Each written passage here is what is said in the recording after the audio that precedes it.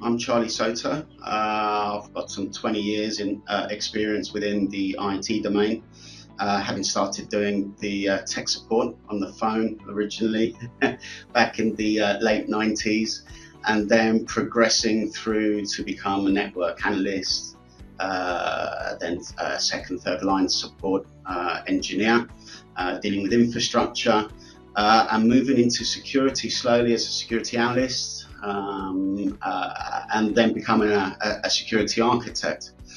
And I worked a number of years as a security consultant and architect for various consulting organizations, ultimately ending up as a head of cybersecurity and data protection officer, which is a role that I'm sort of assuming today. And it's to me very, very exciting place to work. Not only place, but certainly an area to work in, because it's constantly changing. I kind of introduced myself to it, having done a search for a suitable credential. I looked at various different options, of which this was one of them.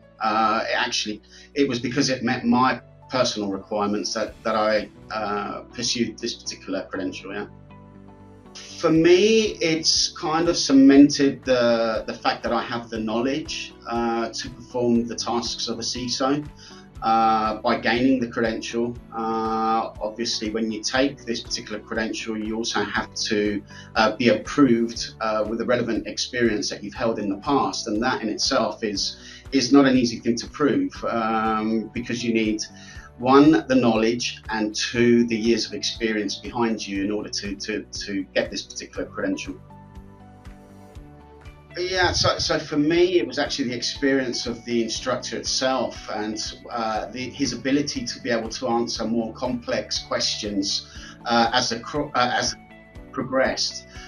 This was actually particularly useful in my current role, because some of those questions that I did have and that he did respond to, they've really stuck with me, and I've been able to resolve some of the more technical, the more advanced, problems that I've encountered and needed to work through.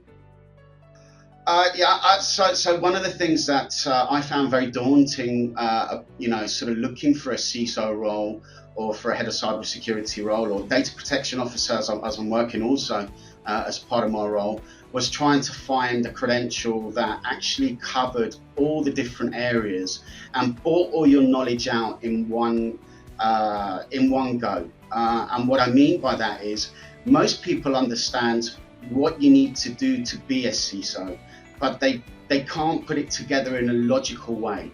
And so what this course brought for me was that structure, in order to understand step by step what was required. I would recommend it as long as you've got the relevant experience. Absolutely, it gives you the knowledge that you need. It lays it out in a good format, and the instructors are, certainly the instructor I had was absolutely amazing.